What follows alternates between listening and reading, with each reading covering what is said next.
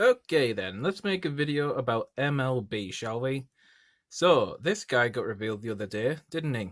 Um, yeah, uh, heads were spinning, put it that way. So I kind of wanted to dedicate a video to this guy just because he is pretty damn cool. He's very nostalgic as well, and yeah, his skill's pretty good. But we'll go more into detail with it because I feel like he's a little bit blown out of proportion, but we'll go into it. So he has two skills: continuous Vanguard Rearguard Circle. If Blaster Blade, Blaster Dark are in your soul, this unit gets critical +1, and if this unit is on your Vanguard Circle, it gets power +5,000, drive +1. So remember, this is a continuous skill, which means if you meet the conditions, this guy will be an 18k base.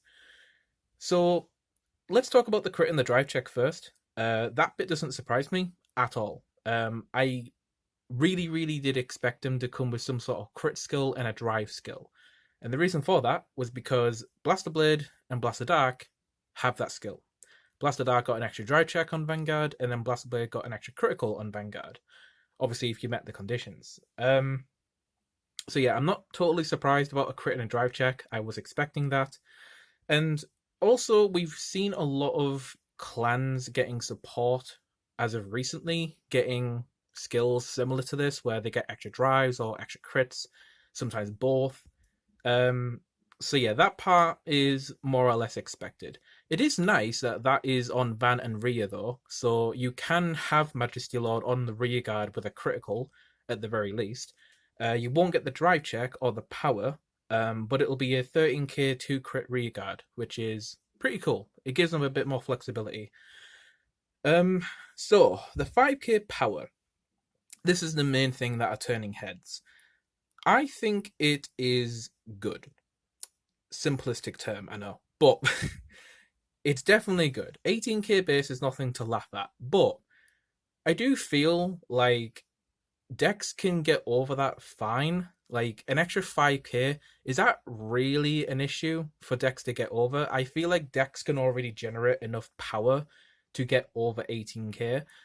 What I will say is that although they can hit the number, you can guard easier, which I think is what the strength about this deck is that it has an aggressive playstyle, but it's also very defensive as well because of that extra 5k. Now, in context with the way that this MLB deck is looking, I think MLB on his own is fine. He's absolutely fine because he's been designed with the rest of the deck in mind as well. Because if you look at all the other cards, they're all very straightforward and vanilla and don't do much else. They either help you search cards or filter or recycling with like Trumpeter. And you're of course going to be playing some sort of ratio with Blaster Dark, Blaster Blade. So a lot of your deck is just vanilla sticks that search other cards for you to basically have really good consistency with the deck. And I think that's one of the elements of this deck that makes it strong, is that it's looking very consistent, and it comes with high aggression and high defensive capabilities. Now, I think that is fine considering where decks are at the moment, because, like I said before, the crit and the drive check, that's fine. The extra power, that will help this deck stand on its own 2 feet. That's what's going to make this deck stand out a lot more. And it will also compensate for having all of those vanilla-like cards in your deck. MLB is essentially your win condition. This is the card that is designed for the MLB deck to actually win. So it needs to be strong enough. So yeah, I do feel like, I mean, honestly, I thought they were going to go with like, make it a 13k obviously, but make the continuous skill like maybe 2k power. So then you could use an 8k booster to then push it to 23k. But no, they just went straight to 5k and made an 18k base, which I'm not going to scoff at that. I think that's great. But of course, I've got a bias since Royals is in my main clan. But in terms of a context of the card, yes, he looks insane on paper. But when you look at the entire deck that he's built around, he's absolutely fine. He's not going to cause too much of an issue. I will say that Axel might have a problem, because if you go with Excel 2, those rear guards, depending on what they are, of course, will probably not hit him because he's too big. So I saw an interesting comment from someone on someone else's video, and it was quite interesting. Is that, do you think Axel decks will have to adapt to MLB? And I thought, well, that could be a thing, because they could go with Excel 1 instead of Excel 2, just so that their numbers are big enough to get around him. So that might have to be a flexible maneuver that certain Excel decks will have to do when they do go against an MLB deck. Because you got to bear in mind, that's only a situation that will come up when MLB is like in front of you. Like if MLB is in front of you, you got to bear that in mind and take that into consideration, and then potentially alter your strategy around how you're going to get around his 18k base. So yeah. Now, we need to go over his second skill. There's not too much to talk about, but I do like the design of it. So auto on Vanguard, when he attacks, you can pay the cost of putting 2 rear guards into your soul, and then you get 2 imaginary gift force. I really like this. They've kind of taken inspiration from Pacifica, from Bermuda, and also a little bit of Mordred Phantom from Shadow Paladin. So like those cards can generate multiple force markers by different conditions. Like Mordred obviously needs to spam loads of Blaster Darks in the field, whereas with Majesty, you just need to attack with them and then put in 2 rear guards into your soul.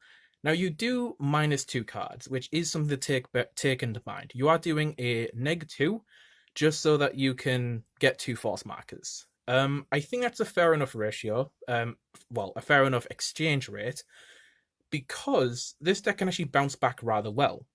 You won't minus yourself too heavily, because like I said, a lot of the cards in the deck search for other cards and help give you pluses, like Wingle Brave, for example. You've got Trumpeter, which will help you with recycling cards from the drop zone, which is a solid +2. Like, it'll legit just recycle those cards back to your hand. And, of course, Majesty Lord himself will get an additional drive check on the Vanguard circle every time he's attacking, so you're getting triple drive every turn. So this is actually pretty good in context, because even though you're losing out on 2 cards, you've got enough things in the deck, I feel, to replenish that minus, to not be too heavy. And I can't really see you using this too often. Like, you're probably going to use that skill maybe twice, 3 times at a push if you've got enough resources for that and if you need to. But once or twice will probably be enough. And I also like this because it feeds on the idea that you only really need to ride 1 Majesty Lord, because the other 3 Majesty Lords you can just use as rear guard pressure with the criticals, and the 1 MLB on your Vanguard can legit just make all the markers that you need. So yeah, I mean, by all means, if you want to ride another one, you can, because that'll give you another marker on the ride. That's fine. But yeah, it is cool that he can actually generate you enough markers to the point where you don't need to ride loads and loads of copies of him. And then you can use the other copies of MLB to actually use him on the rear guard. And that's actually pretty cool, because I've just thought Trumpeter can gain boost, and it's a 10k. So that's actually really good to have as a booster for MLB. So I quite like that synergy. That's pretty cool. But yeah, that's kind of my thoughts on MLB overall. I think he's strong. He's definitely a boost to Royal Paladin overall that it definitely needed. Like, Ganslot is got a really bad back with trying to carry the clan, because if Ganslot didn't come out, Royals would literally be in the dirt, because yeah, if anything, Ganslot was probably the only thing that was kind of like keeping Royals up to speed with everything else. But yeah, this will really help Royals with also the future proofing of the clan as well, because with that 18k base is going to be pretty relevant for a good amount of time. So I can't see MLB not ever being useful. It's definitely going to have a good future proofing behind it. It's going to give Royals a bit of a kick, a bit of a boost, which I do think it needs. And I also thought about premium for a bit, and I thought this card's going to be pretty good in premium. And I just had a thought as well. That new G-Unit Dragon that we're getting in the 2020 premium collection, Doesn't that get the abilities of your heart card? I'm pretty sure. Is it like the continuous skills or all the skills? I can't remember. Um, I think it's all the continuous skills if I remember. But yeah, that would be pretty insane with this as well. That would be pretty good. So the blaster deck's definitely going to change in premium, so that'll be cool to look at again. I was thinking about doing an update premium deck at some point, but I just wanted to wait for the premium collection and to see what other royal stuff we were going to get, because that's definitely going to change the face of the deck a lot. So yeah, that's going to be it for the video. Those are my thoughts. I think MLB is a great card. I don't think it's like, mind-blowingly like, oh, this is like, OP as heck or anything like that. I just think it's a really strong card, and it's designed really well for the deck that it's built for. That's what I'm trying to say. I mean, the one thing that MLB kind of gave me was that it gave me a little bit of a flashback to when Ganslot got revealed, and everyone was like, "Oh my god, it makes Blaster Blade a Vanguard. This is insane." It's like, I mean, yeah, it gets 10k power from Ganslot, and it gets a drive check. Woo.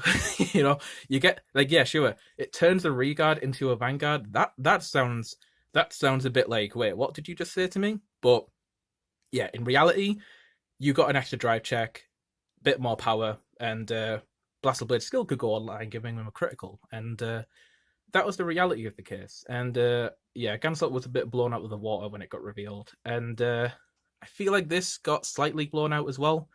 But again, the thing is with Royals, right? I'll say this now: Royals have always had a simplistic game plan, and I think the one thing with Royal Paladin is that whenever they get powerful cards like this, it always looks out of bounds compared to everything else. But you've got to bear into mind the power level of a card with the rest of the clan. Like, Royals are very straightforward. Like, it's why I like playing them, because they're simple and I like the way they look. I mean, so yeah. But powerful cards like this, they get looked at and it's like, yikes. But when you actually break it down, it's like, what? You're getting extra crit, extra drive. That's pretty cool. Everything else seems to be getting that. You can spit out force markers. I mean, we've had Pacifica, we've had Mordred. That's nothing new. And yeah, the main thing about the card is the power gain. That's the main thing that you can look at and be like, whoa, sort of thing. But yeah, I don't think it's too much of an issue. It's going to be something that decks are going to have to adapt around if you go against an MLB deck. You just better hope you just better hope they just don't get defenses on you, because that's going to make your life hell. And yeah, MLB is just going to be like, it's just going to be a very aggressive deck that can also defend very well. But yeah, that's essentially all of my thoughts. So, guys, I would love to know what you guys all think. Hopefully, my perspective was hopefully it was something interesting to listen to.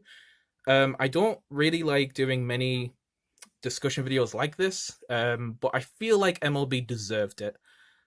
Just because it's been a good while since I wanted to talk about a Pacific card like something like this. This was pretty crazy. Let's be honest. But yeah, I think he's great, and I feel like the deck he's been designed around is it makes sense with his skills. But yeah, looking forward to it. I don't know when it comes out, but yeah, excited for it. And hopefully we can get a chance to play it in the future as well. Wink, wink. So yeah, hope you guys enjoyed the video. And I will catch you guys in the next one. So like always, guys, I hope you enjoyed. And this is Guardian signing out. Take care.